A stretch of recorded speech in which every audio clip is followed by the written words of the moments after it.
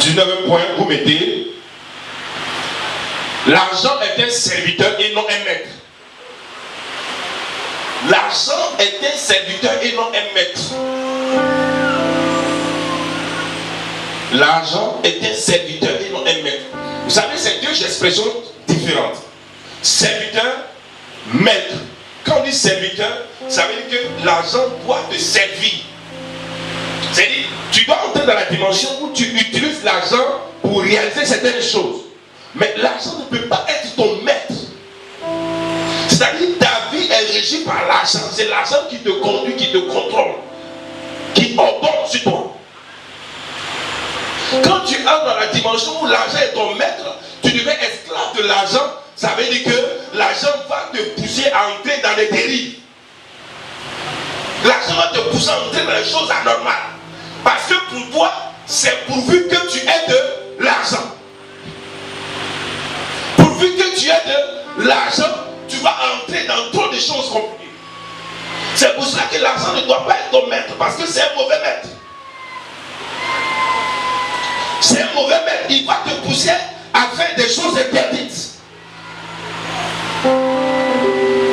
Oh, je me rappelle une année, nous étions en bas chez Maman Banto, Maman Victoire, et j'ai travaillé avec un homme de Dieu. Je n'ai pas dit son nom, un homme de Dieu. Il venait prier avec moi, avec sa femme. Et un jour, il m'a raconté son histoire. C'est un homme de Burkinabé.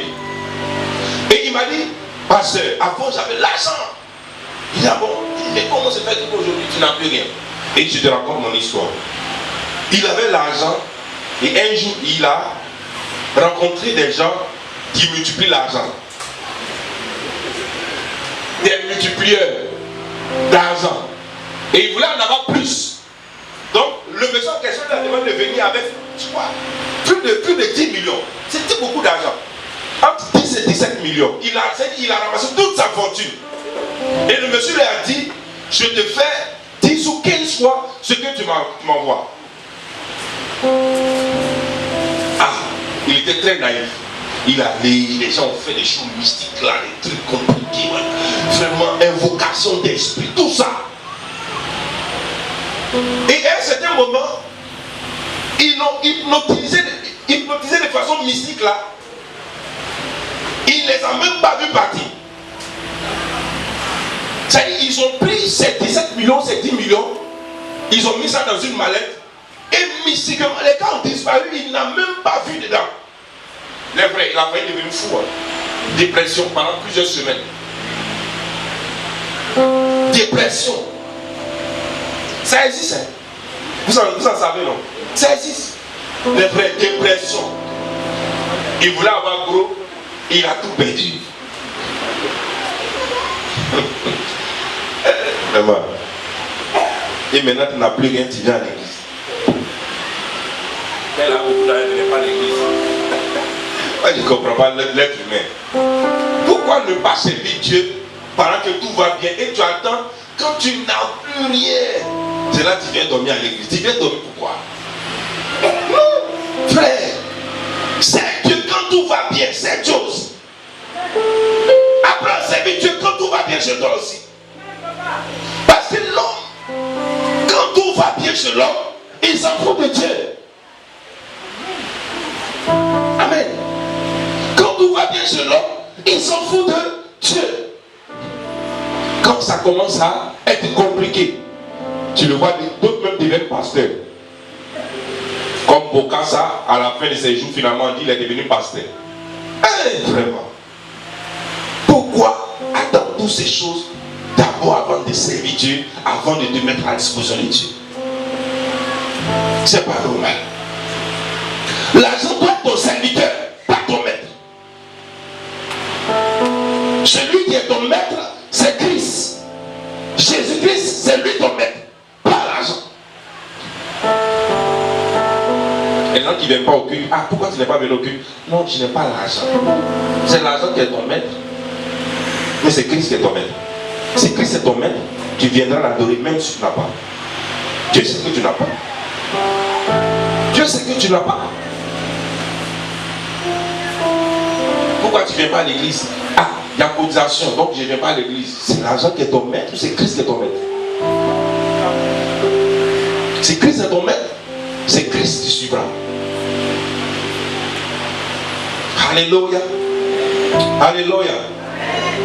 Autre chose que je vous dis, vous pouvez lire à la maison Matthieu 6, verset 24. On ne va pas lire ça, le temps il y a beaucoup parti. Matthieu 6, verset 24. Vous lirez ça. La deuxième chose,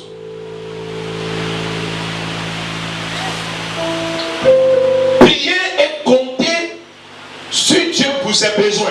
Philippiens 4, verset 19. On va lire ça. Prier et compter sur Dieu pour ses besoins. Prier et compter sur Dieu pour ses besoins. Prier et compter sur Dieu pour ses besoins.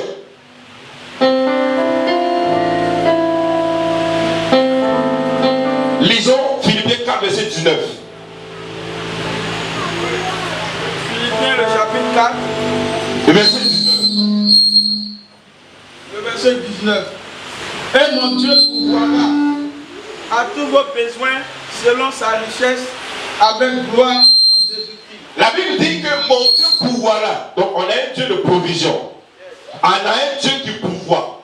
Et il pourvoit selon l'immensité de sa richesse. Donc, ça dit notre Dieu est tellement riche, immensément riche. Il a le pouvoir de pourvoir à nos besoins. Mais pourvu que réellement, nous apprenons à compter sur lui. Compter sur Dieu pour les besoins de ta vie. Apprends à compter sur Dieu. Ne compte pas sur quelqu'un, ton frère ou ton oncle. Apprends à compter sur Dieu pour tes besoins. Moi j'en ai tellement expérimenté. J'en ai tellement expérimenté. J'en ai tellement expérimenté. Il m'est arrivé un jour, j'avais plus grande chose sur moi. Et tard dans la nuit, je suis sorti, voilà, j'étais des pâtes dentifrice, autour de 23 heures comme ça. 23 heures. Je suis sorti, voilà, j'étais pâtes dentifrice, quelques savons. C'était fini. Je vois une voiture qui gare. Ma maquette. Dieu pourvoit les frères. Une voiture qui gare là, je vois quelqu'un qui me fait signe dans la voiture, descend la ville, ah, je reconnais quelqu'un dedans. Ah, mais tu fais quoi? Je suis venu dans la boutique faire des discussions. Et ah, bon d'accord, il me donne 50 000. Après qu'il fasse, c'est pas qui m'a donné, c'est Dieu qui m'a donné 50 000. Dieu sait que je suis dans le besoin. C'est pourquoi il t'a. Tu as tourné jusqu'à. C'est où je suis là, tu es venu carré. Dieu était Dieu qui coordonne les choses. Est-ce que tu es d'accord avec ça? Dieu est un coordonnateur. Coordonne les choses. Suivons bien. Dieu, il coordonne les choses. Dieu coordonne les choses.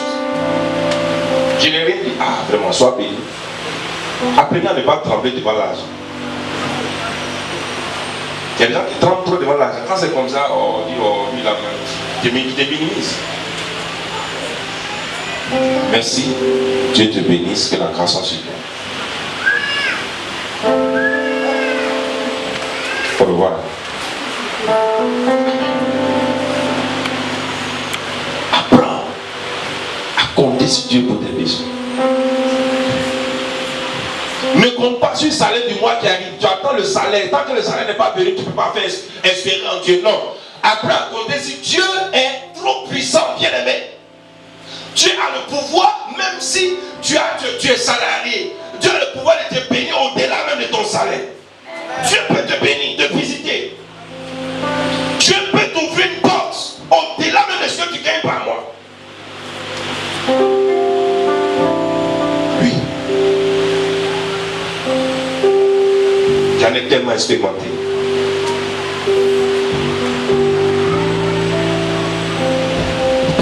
J'en ai tellement expérimenté. Dieu peut le faire. Compte sur Dieu, la provision divine. C'est ce que Abraham a fait lorsqu'il allait à la montagne pour le sacrifice de Isaac.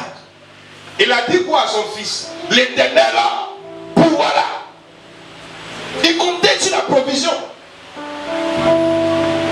Abraham comptait sur la provision. Et tu dois avoir une foi ferme. Dieu va porter la provision. Et crois ça, tu verras la chose venir. Alléluia. Le point suivant. Ne mettez pas votre expérience dans les richesses éphémères.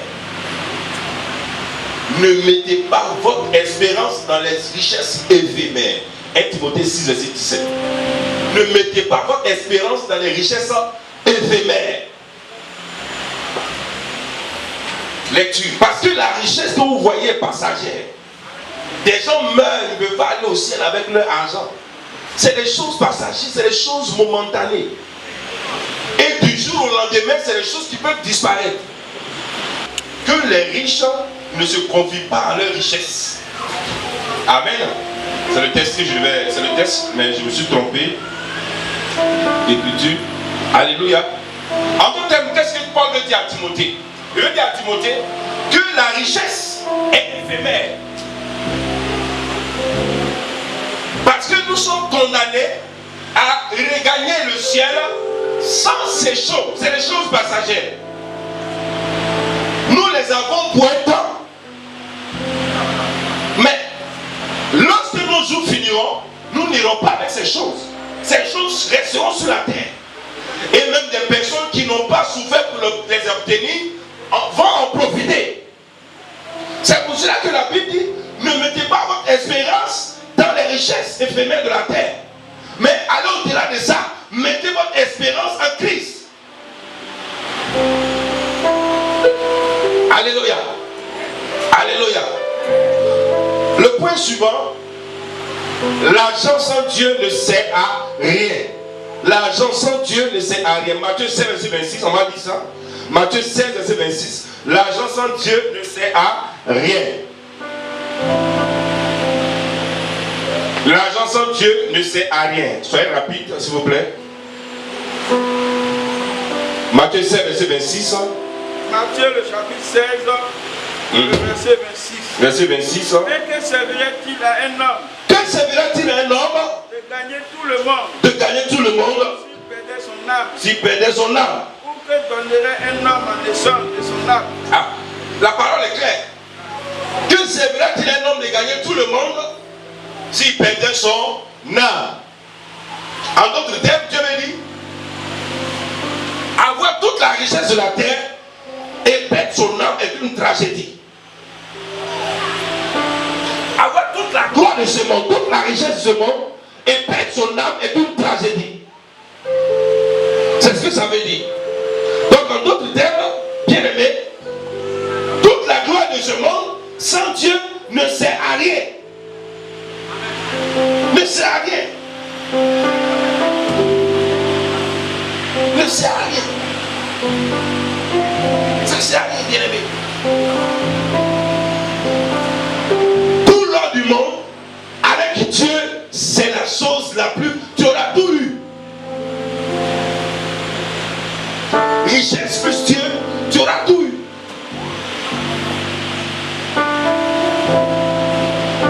Tu auras tout eu.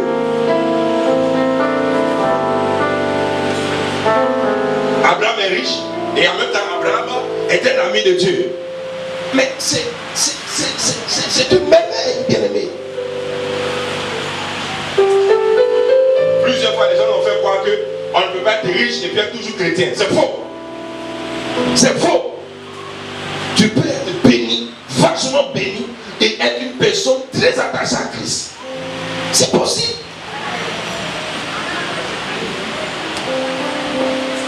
Moi, je n'arrive pas à comprendre pourquoi les chrétiens sont comme ça. Vous allez voir des musulmans très riches, mais ils sont très religieux, très attachés à leur foi. Une fois, il y a un de nos fils qui travaillait à l'époque au ministère du Plein Développement. Et ils ont reçu des bailleurs de fonds en Côte d'Ivoire ici, soit allés les chercher à l'aéroport. Et ces bailleurs de fonds, en venant en Côte d'Ivoire, ils ont fait le chronogramme de leur activité. Et dans le chronogramme, il y a dans le chronogramme des temps de pause et prière. Il y a des temps de pause de prière. Des musulmans qui ne connaissent pas Christ. Ils ont dans leur chronogramme des temps de pause et prière. Et Il faut la prière d'abord et rien. Toi, chrétien, Dieu t'a béni, Dieu t'a visité, on ne te voit plus à l'église. Les frères, c'est tellement malheureux. Dieu t'a béni, tu viens plus à l'église. Tu n'as rien compris. Encore le petit concours que tu as eu là, tu viens plus à l'église. On t'a donné petit travail à Orange ou bien à MTN, tu viens plus à l'église. Ou bien tu as eu une petite percée là, tu as 3-4 voitures. Maintenant tu n'as plus le temps pour le Seigneur. Tu n'as rien compris. Tu es un ignorant, tu n'as rien compris. On peut être prospère et être très spirituel. Un homme de Dieu était choqué quand il allait en Corée. Il est arrivé en Corée et à sa grande surprise, il voit le directeur général d'une société de construction d'automobiles. Diacre dans cette église. Diacre, une société de construction de voitures. Reconnu dans le monde, diacre dans l'église. Ça l'a tellement marqué. Il était choqué de voir des généraux service d'ordre, des généraux de l'armée service d'ordre. Alors que toi, lorsqu'on te met service d'ordre, tu trouves que c'est une humiliation. Pourquoi un service d'ordre? Il n'y a qu'à voir les jeunes là. Alors qu'il y a des généraux qui sont fiers d'être service d'ordre. Parce que c'est la part qu'il a offert à Dieu. On dit évangéliser. Non, mais voyez les jeunes là, moi je finance l'évangélisation. Il faut financer, c'est bien, mais Dieu veut te voir aussi gagner d'âme.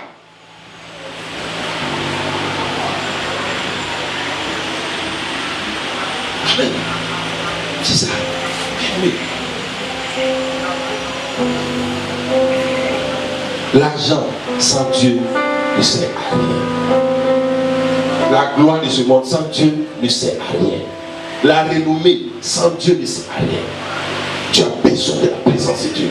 Tu as besoin d'avoir le Saint-Esprit en toi. Tu as besoin de marcher avec Christ malgré toute la richesse que Dieu te donne. Alléluia. Le point suivant, nous sommes au quel point si vous suivez? Vers le troisième point, vous mettez, il y a de l'argent qu'on appelle l'argent consacré à Dieu. Ça existe, l'argent consacré à Dieu. Il y a de l'argent consacré au diable, mais il y a l'argent consacré aussi à Dieu.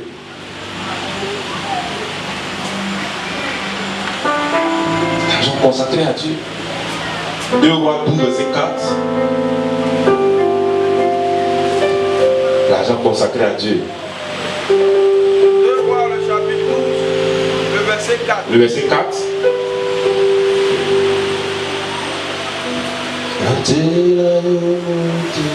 Continue ça. 2 Rois, le chapitre 12, le verset 4. Joas dit au sacrificateur, tout l'argent consacré qu'on apporte dans la maison de l'Éternel, l'argent ayant pour savoir l'argent pour le rachat des personnes, d'après l'estimation qui en est faite. Et tout l'argent qui vient au cœur de quelqu'un d'apporter à la maison de l'Éternel. Amen. Amen. Gloire à Dieu. Amen. Vous voyez, il y a de l'argent consacré à Dieu. C'est de l'argent qui est réservé pour la cause de Dieu. Je vais essayer d'entrer un peu dans certains détails.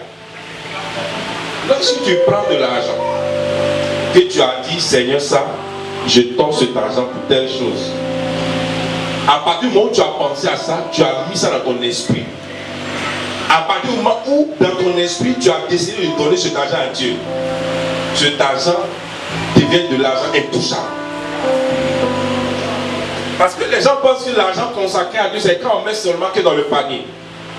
L'argent peut être chez toi à la maison est consacré à Dieu. Parce que tu as décidé de le mettre à la disposition de Dieu. Tu l'as réservé dans ton cœur pour le Seigneur. Même si tu n'as pas encore déposé dans la maison de Dieu, à partir du moment où dans ton cœur, tu as dit que cela appartient à Dieu, cela appartient à Dieu, a déjà scellé. C'est déjà consacré. Parce que c'est déjà mis à part pour le Seigneur.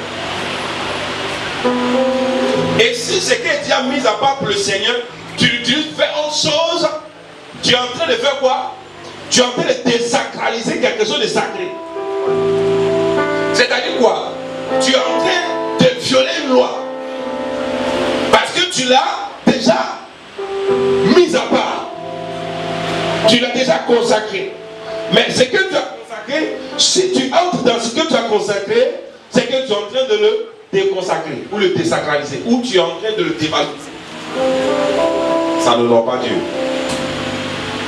Tu l'as mise pour le Seigneur, que ce soit disposé pour le Seigneur. C'est pour cela que je vous recommande, c'est vrai, quand tu as mis l'argent de côté pour le Seigneur, ne garde pas ça chez toi longtemps. C'est un conseil que je vous donne. Parce que le diable aime toujours nous pousser à faire les choses interdites. À cause de ce que tu as dans ton salon là, le diable envoie des problèmes bizarres dans ta maison pour que tu touches à cet argent. Qui en a déjà expérimenté? Moi j'ai trop expérimenté ça. Parce que tu as dit que ça là, je réserve ça pour telle chose pour le Seigneur. Tant que tu es chez toi à la maison, frère, si tu n'es pas débarrassé de ça, le diable il va tourner autour de ta maison comme ça. Parce qu'il veut te pousser à l'interdit. C'est que tu as consacré, il veut que tu touches ça. Et il va défiler devant ta maison comme ça, chaque jour devant ta porte. Maladie, mal de tête, maladie. C'est ça. On t'appelle au village, ta tante t'appelle, ton cousin t'appelle, je veux l'argent, ah, faut m'aider. Pourquoi? Parce que le diable sait qu'il y a quelque chose à la maison qui est quelque chose qui a été consacré. Il faut toucher à cet argent. Ou il faut le désacraliser. Donc le diable va te pousser à entrer dans ce que tu as mis à part pour le Seigneur. C'est pour ça que lorsque Dieu t'a mis à cœur de faire quelque chose, fais-le aussitôt. Ne traîne pas. Amen. C'est de l'argent consacré. La dîme est quelque chose de consacré. L'offrande que tu as prévue pour la semaine pour le Seigneur est quelque chose de consacré. C'est des choses consacrées. C'est pour cela que lorsque tu dois faire une offrande, un don, apprenez à prier pour ce que vous voulez donner. Apprenez à prier de cet argent, je te le consacre pour telle chose.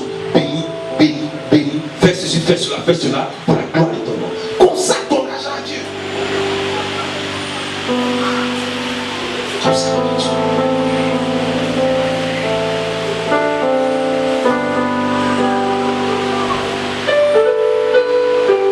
Je reviens sur ce que j'avais dit concernant l'argent sale. À ce niveau, j'ai fait des précisions. Apprenez à prier lorsqu'on vous donne quelque chose. On vous donne de l'argent, apprenez à prier dessus. Parce que vous ne connaissez pas la provenance de ce que vous recevez. Est-ce que vous savez qu'en Afrique ici, là, on peut envoûter quelqu'un simplement par le contact d'argent?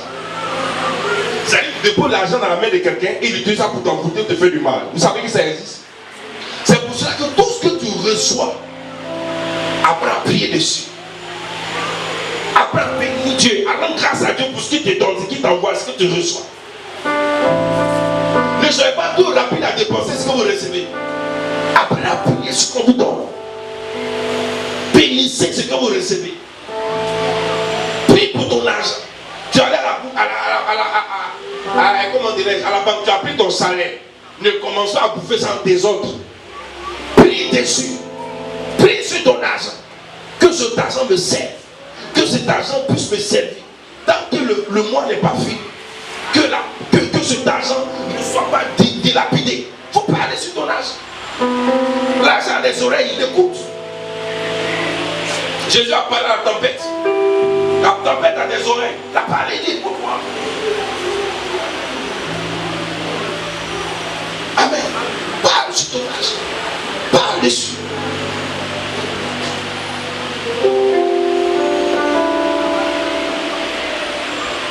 Et la dernière fois, je reviens dessus.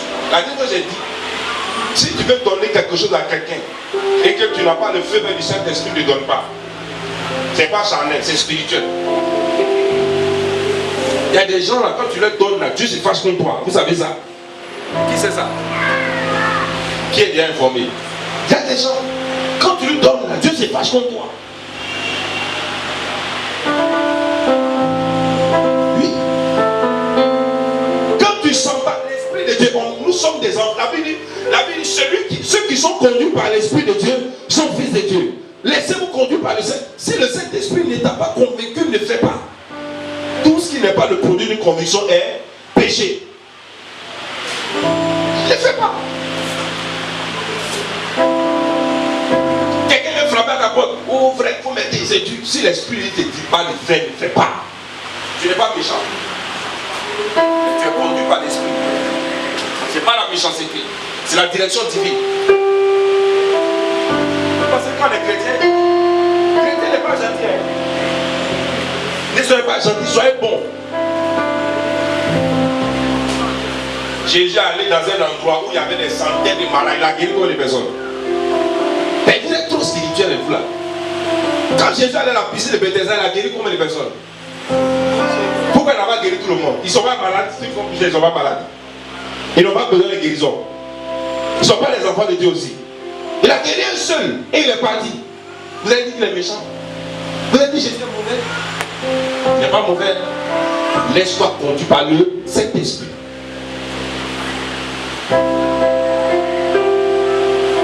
Alléluia. On est d'accord? Alléluia. L'argent consacré à Dieu est une réalité. Si quelqu'un est venu te voir, tu n'as pas ta porte, tu as pris la dîme que tu as consacrée à Dieu pour lui donner, tu as dévalorisé, désacralisé la dîme. La dîme appartient à la maison de Dieu. Là où tu prêches, là où on te prêche la parole, là où on t'enseigne la parole, c'est là-bas que tu payes dîme. C'est comme ça, c'est les lois spirituelles. Apporter à la maison du trésor toute la dîme. Là où on t'enseigne la parole, c'est là-bas que tu viens de payer ta dîme. Il y a des gens qui donnent leur dîme chaque mois. Il y a un prophète qui prend. Prophète Zabayou, c'est lui qui prend ça ce mois-là. Ah oui, donc, prophète, le mois de mai là, c'est prophète IBD. Bon, lui, je vais lui donner ma dîme au mois de mai. À mois de juin, lui, c'est prophète au Yofuru. Bon, Yofuru, lui, c'est comme ça qui dit, partage ta dîme. C'est pour cela que tu es sec. Tu ne comprends pas pourquoi les choses sont secs. C'est pas comme ça Dieu procède. Ne procède pas comme ça. Là où tu as saigné, tu reçois la sémence, c'est là-bas que tu sais. C'est comme ça. Alléluia. Une dîme que tu as coupée dessus n'est plus une dîme. Ce n'est plus dîme, ce n'est plus consacré. Ce n'est plus une dîme. Tu as désacralisé. C'est autre chose que tu es en train de s'aimer, ce n'est plus dit. Tu as désacralisé. Ah, tu penses que, ah non, bon, ça c'est, personne ne m'a vu. Tu es en train de s'aimer à Dieu, pas à un être humain. Après le moment quand tu sèmes, tu vois un être humain, tu ne peux pas être béni. Mais si tu te dis que c'est dans les mains de Dieu, tu as déposé ta sémence, ta bénédiction va être toujours glorieuse. Mais si tu vois un être humain devant toi, tu ne peux pas avoir la bénédiction d'un être humain. Un être humain ne donne pas la bénédiction. C'est Dieu qui donne la bénédiction. Alléluia. Le point suivant est l'avant-dernier. La vraie richesse est spirituelle. La vraie richesse est spirituelle. Lisons le dernier, le verset de 3 Jean 1, verset 1 à 2. La vraie richesse est spirituelle. La vraie richesse est spirituelle. La richesse, la vraie, d'abord spirituelle avant de devenir physique.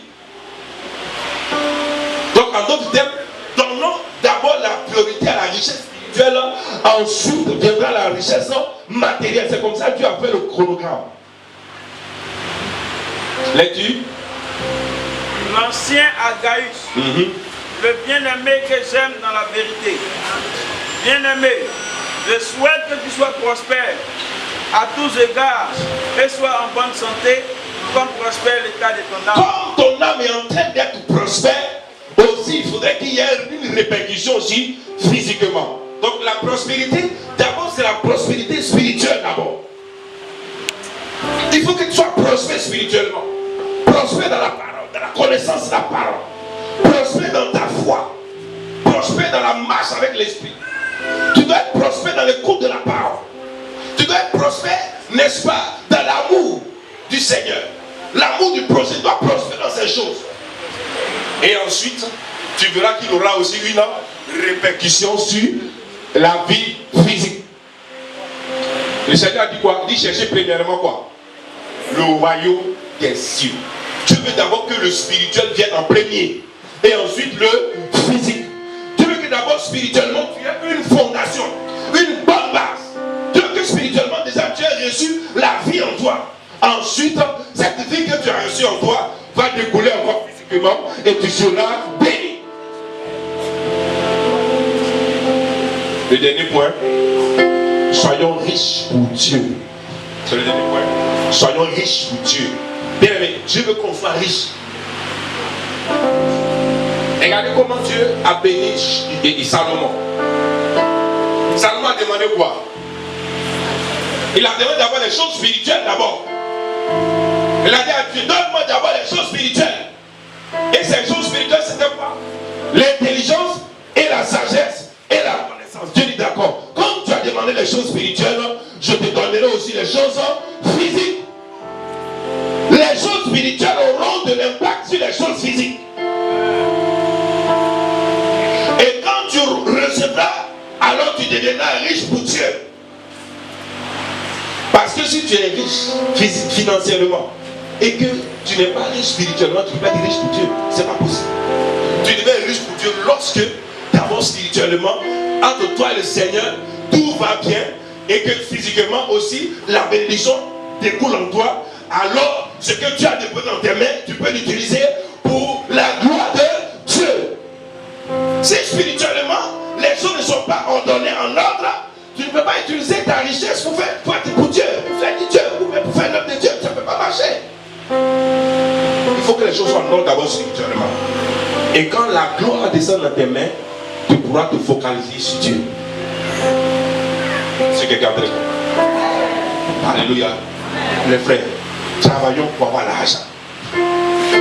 Travaille dur pour avoir l'argent.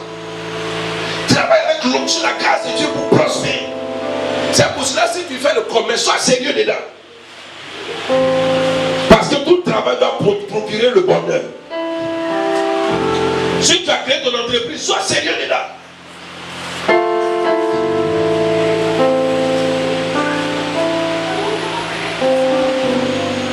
Si tu as créé ton entreprise, sois sérieux dedans. Alléluia. Sois sérieux. Si tu travailles dans une entreprise, sois sérieux. Même si tu es payé à 10 000 francs, sois sérieux. Si tu es fidèle dans les petites choses, Dieu te donnera aussi de grandes.